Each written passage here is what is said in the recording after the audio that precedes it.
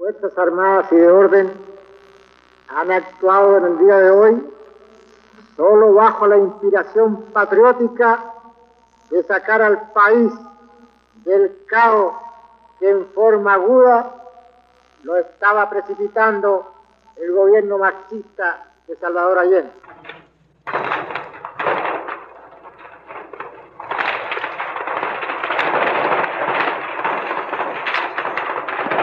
Tal vez sea triste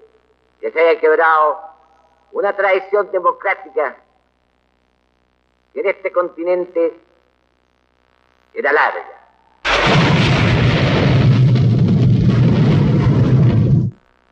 No se trata de aplastar tendencias o corrientes ideológicas, ni de ejercer venganzas personales, sino, como dije, de restablecer el orden público y volver al país por la senda del cumplimiento de la Constitución y las leyes de la República.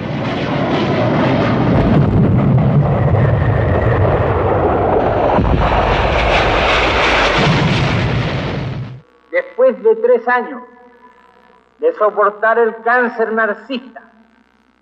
que nos llevó a un descalabro económico, moral y social que no se podía seguir tolerando por los sagrados intereses de la patria, nos hemos visto obligados a asumir la triste y dolorosa misión que hemos acometido. No tenemos miedo, sabemos la responsabilidad enorme que cargará sobre nuestros hombros, pero tenemos la certeza, la seguridad de que la enorme mayoría del pueblo chileno está con nosotros.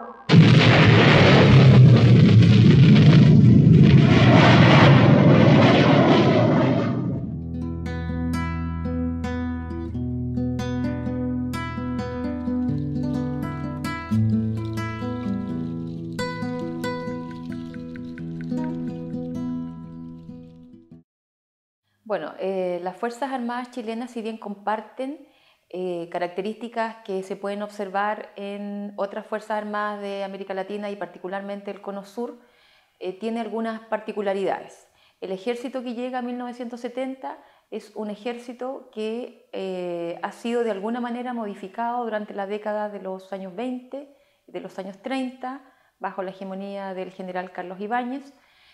Cuando se produce el golpe de Estado de 1924, este general modificó todo el alto mando, tanto en el ejército como en la armada, y aunque posteriormente durante el gobierno de Arturo Alessandri las Fuerzas Armadas volvieron a sufrir cambios importantes a nivel del alto mando, que todas las personas que habían participado en los 8 años de golpes de Estado salieron de las instituciones armadas. A pesar de eso, quedaron muchas líneas de continuidad durante el siglo XX, y por eso que las Fuerzas Armadas que llegan a 1970 no pueden ser vistas como unas Fuerzas Armadas totalmente transformadas por los cambios doctrinarios que se produjeron durante el siglo XX y particularmente durante la segunda posguerra a nivel latinoamericano. Me estoy refiriendo a la doctrina de seguridad nacional. Estas Fuerzas Armadas chilenas, que yo califiqué en algún minuto como Fuerzas Armadas ibañistas, en el sentido de que el pensamiento que se configuró durante el periodo de Ibáñez y que creía en un Estado interventor en lo económico, en lo social, que creía en una solución institucional de los conflictos sociales, esas Fuerzas Armadas, ese legado no desapareció del todo, sino que se mantuvo. Pero lo que desapareció del ibañismo fue el personalismo militar y el intervencionismo militar, que se justificaba y se legitimaba por parte de las Fuerzas Armadas durante los años 20 y durante los años 30. Con posterioridad a esa fecha, cuando ya los civiles retoman el control político definitivamente y se estabiliza el sistema después de 1938, las Fuerzas Armadas no modificaron mayormente su pensamiento en materia económica y social respecto al Estado, y siguieron creyendo en una solución más bien armónica de los conflictos sociales. Por eso que la doctrina de seguridad nacional, que es la que comienza a predominar durante la segunda posguerra y que va a tener fuerte influencia en las Fuerzas Armadas de América Latina, Esa influencia de la doctrina de seguridad nacional tuvo una lectura particular por parte del ejército chileno, en particular, más que en el caso de la Armada. Y esa lectura de la doctrina de seguridad nacional se relaciona más bien con una perspectiva desarrollista, es decir, sobre el ibañismo, que creía en un intervencionismo económico y social. El ejército chileno y la Fuerza Aérea también leen los conflictos sociales de los años 60 como conflictos que son posibles de solucionar a través de modificaciones profundas a la estructura económico-social, sin alterar el derecho de propiedad profundamente, a pesar de que el Ejército y la Fuerza Aérea creen que es necesario hacer una reforma agraria, que efectivamente hay que ampliar el derecho de propiedad y que no puede mantenerse el sistema de latifundio tal como ha existido hasta entonces.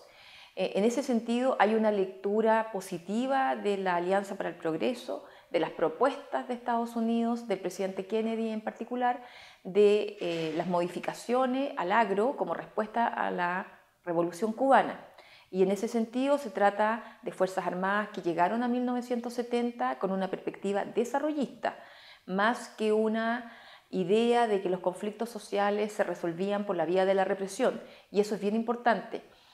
Las Fuerzas Armadas, y me estoy refiriendo particularmente, insisto, al Ejército y a la Fuerza Aérea, menos a la Armada porque es una rama que yo conozco menos, pero al menos en estas otras dos, el tema del desarrollo es el gran tema para ellas como medio de solución de los conflictos sociales. Para las Fuerzas Armadas, lo económico y lo social no estaba separado, sino que constituían un conjunto que debía actuar armónicamente, y era un error focalizar las transformaciones solo en lo económico, olvidando lo social. No podía producirse ese desfase ni esa separación, porque eso iba a redundar en más conflictos sociales. Por eso que son Fuerzas Armadas progresistas en alguna medida, desarrollistas, y que creen en una solución dentro de la institucionalidad. Es posible resolver un conflicto político que se está agudizando durante los años 60. Esto no debe leerse ni debe entenderse como Fuerzas Armadas que no creen en el poder de la represión. Las Fuerzas Armadas son profesionales de la guerra y por tanto, cuando, como decía el general Pinochet como jefe de la zona de emergencia en 1971, cuando las Fuerzas Armadas salen a la calle, salen a matar. Las Fuerzas Armadas conviven sin conflicto el consenso disciplinado y la represión. Y por tanto, son Fuerzas Armadas también hacia 1970 que en caso de un conflicto irresolucionable por la vía institucional, si eran enviadas a reprimir o solucionar o se hacían cargo de un conflicto social, como fue el caso de conflictos en la minería de El Salvador en 1966, por ejemplo, o en otras huelgas de comienzo de los 60, las Fuerzas Armadas reprimían y no tenían un conflicto moral al respecto. Pero sí, la crítica que se le hacía al poder político es que cuando el poder político no lograba resolver los problemas, recurrían a las Fuerzas Armadas y siempre se responsabilizaba a las Fuerzas Armadas de un uso excesivo de la violencia, en circunstancias que los civiles no asumían su propia responsabilidad. Pero lo que quiero decir es que si existiera un ejército o una fuerza aérea desarrollista que creyera en el poder económico social del Estado y de los privados y que apuntara a transformaciones importantes en Chile, no significa que esas Fuerzas Armadas no creyeran en un poder o una dosis de violencia en su momento necesaria. Entonces eran Fuerzas Armadas que, al contrario de lo que sostienen otras hipótesis que dicen que estaban muy desfasadas del mundo civil, desde mi punto de vista eran Fuerzas Armadas que estaban bastante insertas en lo que era el debate nacional en ese momento. Ellos leían a Raúl Prebisch, por ejemplo, en el Memorial del Ejército de Chile. Uno puede leer a los teóricos, a Gunnar Myrdal, por ejemplo. Entonces no es que hubiera un desfase total, pero su lectura era desde la doctrina de seguridad nacional, que no debe olvidarse que si bien hizo de los comunistas y del marxismo el enemigo interno, y eso ayudó a las dictaduras terroristas de la década del 70, a pesar de que la doctrina tiene esa lectura, también tenía una lectura desarrollista que se enfatizaba o colocaba el foco de atención en el desarrollo. Entonces, las Fuerzas Armadas chilenas tienen esa doble lectura, una lectura que pone el énfasis en el desarrollo, pero al mismo tiempo que tiene un enemigo que es muy claro, que es el comunismo, y que tiene que ser derrotado porque representa un mal en sí mismo y no es posible reformar a los comunistas, porque dependen de una potencia mundial.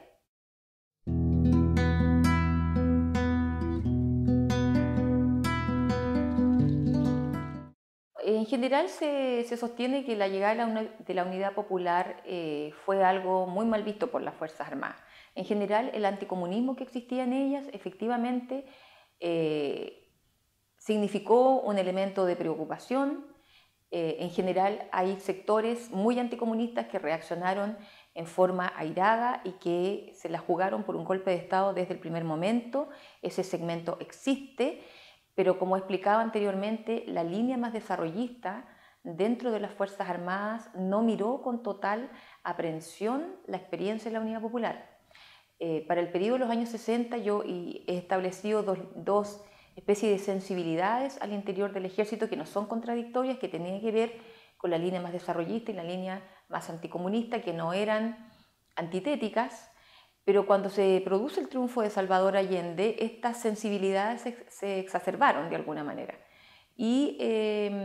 claro, hubo segmentos que efectivamente se aliaron con algunos grupos de derecha y con las presiones provenientes de Estados Unidos y la CIA, y estuvieron del primer momento por el derrocamiento e incluso impedir la ascensión de Allende en noviembre de 1970. Sabemos el asesinato del general Schneider y por tanto efectivamente hay una línea que está por el golpe de Estado. Desde mi punto de vista creo que una gran mayoría de la oficialidad y especialmente la suboficialidad miraron la experiencia de la Unidad Popular desde una óptica constitucionalista,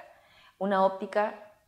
que el problema es un problema de los civiles, de los sectores políticos, y no es un problema que debiera ser resuelto por las Fuerzas Armadas.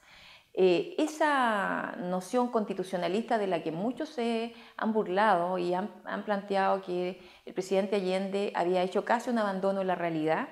en la práctica no había tal abandono de la realidad, porque si la mayoría de las Fuerzas Armadas hubieran estado por el golpe de Estado, este se hubiese producido con mucha antelación. Y si debe recordarse, el atentado contra Schneider es desde el año 70 y el golpe ocurrió 3 años después. Y eso en parte porque fue muy difícil aunar a las Fuerzas Armadas en su conjunto a favor del golpe de Estado. Y Estados Unidos debió invertir muchos recursos y debió utilizar muchos mecanismos para poder lograr el derrocamiento, un derrocamiento que además produjo un impacto internacional bastante negativo. Después de decir eso, tendría que decir que la experiencia de la Unidad Popular fue una experiencia tensionante para las Fuerzas Armadas porque en ellas convivía esta tensión entre reforma y represión. Y por tanto hubo sectores, muchos, que vieron la posibilidad de transformaciones importantes siempre y cuando se atuvieran al marco legal, la Ley de Reforma Agraria de 1967, y por otra parte la contención de grupos que reivindicaban la lucha armada. Ahora, esa tensión entre reforma y represión se vio perjudicada o más bien terminaron ganando los sectores que creían más bien en la línea represiva o en el golpe de Estado, porque no es posible observar la experiencia de la Unidad Popular ajena al conflicto político de nivel global que existió. Es decir, la oposición a la Unidad Popular estuvo activa desde el primer momento y en el caso de la derecha no pretendió darle una oportunidad. Y desde ese punto de vista, las posibilidades de que las líneas reformistas hubieran recibido un refuerzo desde la clase política no existieron. Por otra parte, sectores de la Unidad Popular que creían en una opción mucho más radical, que pensaban que la Unidad Popular debía avanzar sin transar en su proyecto, también dificultaron la posibilidad de alianzas dentro de las Fuerzas Armadas. Aún así, el presidente Allende creía en una democratización de las Fuerzas Armadas, entendida como la incorporación de ellas al proceso de transformaciones, al proceso de cambio en Chile, y por eso las incorporó a una serie de instancias en el aparato estatal en el cual muchos oficiales participaron. En medio del conflicto político, Allende invitó a las Fuerzas Armadas a solucionar el problema del desabastecimiento con la creación de la Secretaría de Distribución, que estuvo a cargo del general Bachelet, y desde esa Secretaría, como dice el diario de vida del general Carlos Prat, desde esa Secretaría, desde la tarea que tuvieron las Fuerzas Armadas de ver el problema de la distribución, ellos pudieron ser testigos de los acaparamientos desarrollados por los industriales, por los comerciantes, y por lo tanto también darse cuenta de que los problemas de falta de alimentos, de materias primas, pero especialmente de productos necesarios para la sociedad, no eran responsabilidad solo de la creación de los cordones industriales o de la izquierda radical, sino que también eran responsabilidad del empresariado, de la oposición de derecha y de los comerciantes. Entonces, las Fuerzas Armadas quedaron tensionadas por un conflicto que implicaba no solo a la Unidad Popular, sino que implicaba a toda la clase política, y por eso cuando vino el golpe de Estado, el discurso contra los partidos es un discurso que cruza a todos los sectores políticos, aunque por supuesto que el énfasis está en la izquierda anidada y fuera de la Unidad Popular. Entonces fueron Fuerzas Armadas sometidas a fuertes presiones porque así como la Unidad Popular intenta democratizarlas, y las coloca en áreas importantes del desarrollo, por otro lado también son tensionadas por las presiones desde Estados Unidos, por la presión de la derecha, por un clima periodístico de guerrilla que no daba tregua, por las fuertes movilizaciones sociales de todos los bandos, y también fueron tensionadas porque en medio de un conflicto ya muy agudo para el año 73, la Ley de Control de Armas, aprobada en octubre de 1972, les permitió también estar en el centro más de confrontación de clase, y los allanamientos que las Fuerzas Armadas, que el Ejército y la Armada comenzaron a hacer, también la Fuerza Aérea, a partir mayormente de julio y agosto de 1973, les permitió ensayar formas represivas contra los trabajadores que después se masificaron durante el periodo de la dictadura. Entonces, el periodo de la Unión Popular fue realmente muy, de alguna manera, esquizofrénico para las Fuerzas Armadas, que quedaron en el medio de un conflicto y que participaron finalmente en ambos bandos. Muchos oficiales que colaboraron con la Unidad Popular estuvieron en contra del golpe de Estado, muchos que participaron en los allanamientos estuvieron a favor, pero también es cierto que una vez que ocurrió el golpe, muchos oficiales siguieron a favor de cambios en la estructura económica social, y hubo otros que estuvieron más bien por una línea represiva fundamentalmente.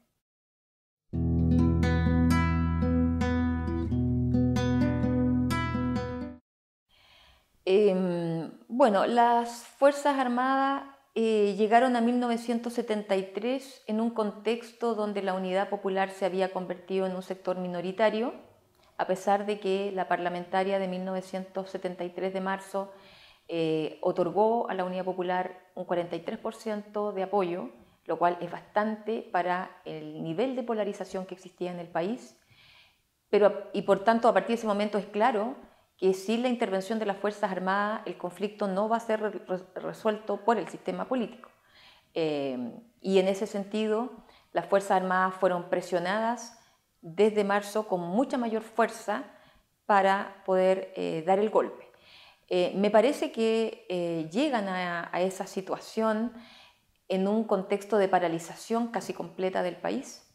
de un fuerte desabastecimiento, pero también de una política, más que política, de una acción en contra del derecho de propiedad que para las Fuerzas Armadas era inaceptable, a pesar de que ya desde junio de 1972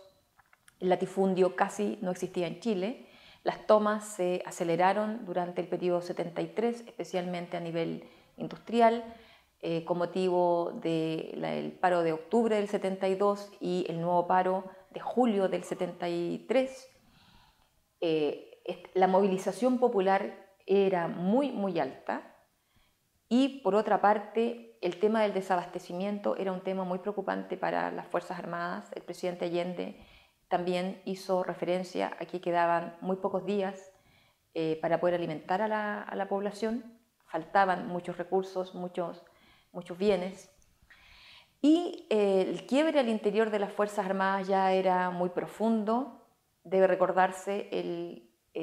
intento de golpe de junio de 1972, que conocido como el Tancazo, que estaba encabezado por sectores medios dentro de las Fuerzas Armadas. El coronel Súper, o sea, quienes están detrás de ese golpe son oficiales medios, son coroneles, capitanes, mayores. Entonces la posibilidad de un quiebre al interior de las Fuerzas Armadas, del Ejército, es un peligro que las instituciones armadas no están en condiciones de tolerar,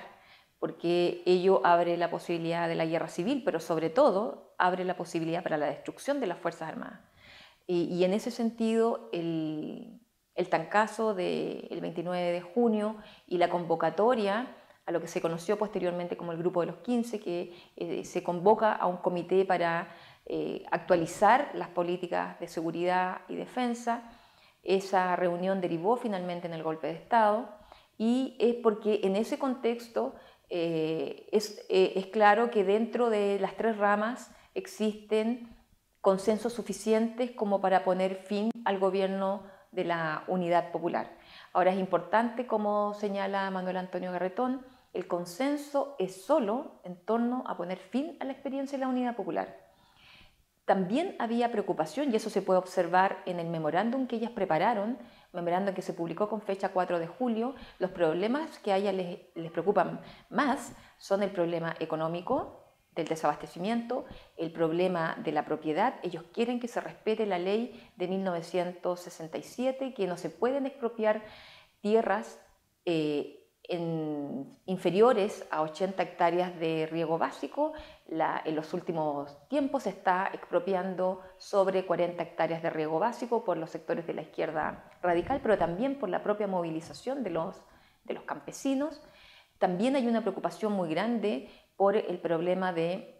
la violencia política. Ellos culpan de preferencia o casi exclusivamente a los grupos de izquierda, en circunstancias que la violencia política era producto de la derecha también, de Patria y Libertad, que está financiada por la CIA, de grupos de derecha, otros grupos paramilitares, grupos de choque como la Brigada Rolando Matus del Partido Nacional.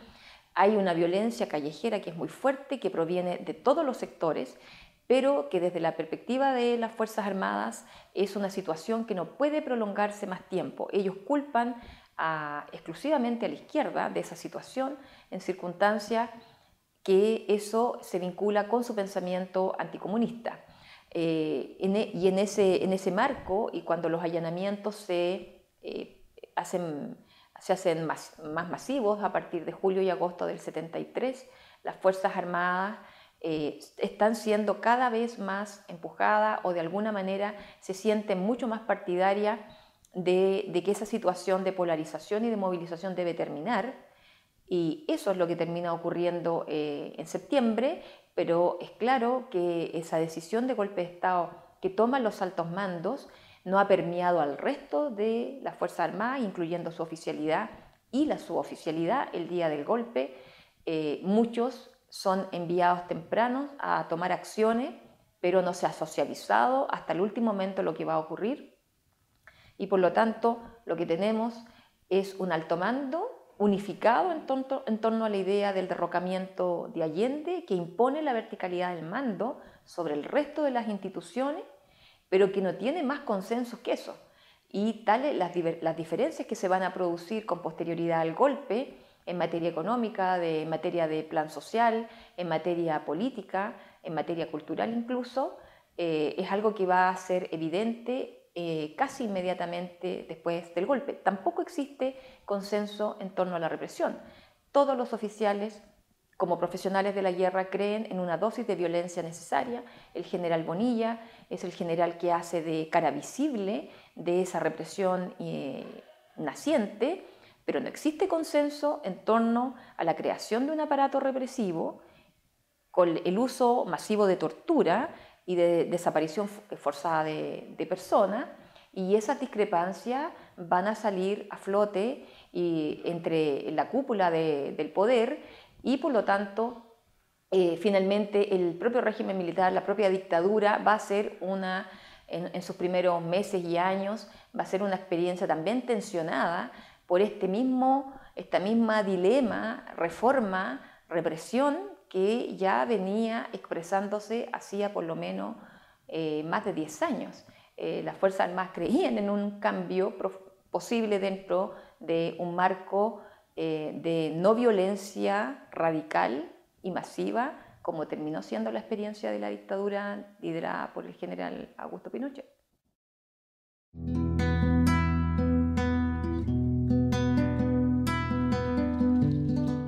Me parece que fue una experiencia histórica muy importante porque fue una experiencia que logró transformar el país, no solo usando las transformaciones que venían del periodo previo. O sea, no es posible un modelo exportador en el marco de la globalización, la naciente globalización en el marco del neoliberalismo no hubiese sido posible sin la reforma agraria previa, sin la eliminación de los latifundios, sin la eliminación del inquilinaje. No era posible esa transformación, tampoco era posible manteniendo un empresariado estatista, proteccionista, que esperaba del Estado protecciones y una serie de garantías. No era posible hacer la transnacionalización manteniendo las lógicas pre-73. Por lo tanto, lo que hace la dictadura es usar esas modernizaciones y profundizarlas en una lógica de libre mercado en contra del resto de la sociedad. Y en ese sentido es una dictadura que logró transformar el país efectivamente, porque junto con las transformaciones estructurales también se desarrolló un proceso de resocialización de la sociedad chilena a través de un bombardeo sistemático sobre los valores del neoliberalismo, pero también la experiencia de vivir un modelo neoliberal, de la pérdida de los derechos sociales, la pérdida de los derechos civiles y el vivir una dictadura prácticamente desprotegido. O sea, hay un disciplinamiento mental desde la pobreza en los sectores populares. Fueron disciplinados por la pobreza, a no esperar nada del Estado, porque en realidad la única ayuda que recibieron fue de la Iglesia y de algunas ONG, de algunos grupos civiles que ofrecieron su ayuda al mundo social. Pero efectivamente la transformación que se produjo fue total precisamente porque logró hacerse una cohesión entre todo el grupo cívico-militar que está detrás de la dictadura. Ellos se cohesionan en torno a un proyecto. Y ese proyecto entonces es lo que los permite seguir unidos desde el momento de su articulación hasta el fin de la dictadura y con posterioridad a ella hasta este momento, cuando existe la única posibilidad después de 40 años del golpe de una transformación de lo que fue el proyecto dictatorial. Y en ese sentido entonces creo que como experiencia, superar la experiencia de la dictadura no es un proceso fácil, precisamente por su radicalidad, por la capacidad que tuvieron de llevar el proceso hasta sus últimas consecuencias apoyado en la represión y la oportunidad de hacer modificaciones hoy va a pasar por el movimiento social y también por la clase política. Una clase política me parece que todavía no se pone a tono con los tiempos y que no comprende la necesidad de cambios sustanciales, digamos, de hacer un debate en torno a lo que fue la experiencia real de la dictadura. Y respecto de hoy y de las Fuerzas Armadas, me parece que lo que se hizo a partir de los años 90 por reinsertarlas en el sistema político, reinsertarlas en su papel profesional, que es algo ha sido muy difícil, restablecer el liderazgo civil. Si bien hubo algunos avances durante los años 90, ellos fueron pocos en relación a lo que se necesitaba. El apresamiento de Pinochet hizo posible esa profundización y posteriormente la presidencia de Ricardo Lagos, de la ministra entonces de Defensa Michelle Bachelet y la comandancia en jefe del general Juan Emilio Cheire. Aunque la figura del general Cheire hoy día está bastante desacreditada por su participación en las formas represivas en 1973. La labor de él como comandante en jefe fue reinsertar a las Fuerzas Armadas en la institucionalidad, cosa que me parece que logró, pero no sabemos realmente cuáles son las transformaciones profundas en la mentalidad de las Fuerzas Armadas. No las conocemos porque así como hubo un nunca más, con posterioridad el comandante en jefe Izurieta Molina ha tenido una perspectiva mucho más cercana a la derecha que cercana a la postura supuestamente que lideró Cheire al interior del ejército. Ahora, de todas maneras, Cheire no habría podido hacer ningún cambio sin contar con el apoyo de sectores importantes al interior del ejército. Es decir, cambios tienen que haberse producido, lo que no sabemos es cuál es su profundidad y cómo actuarían las Fuerzas Armadas en una situación de conflicto como ocurrió en 1973.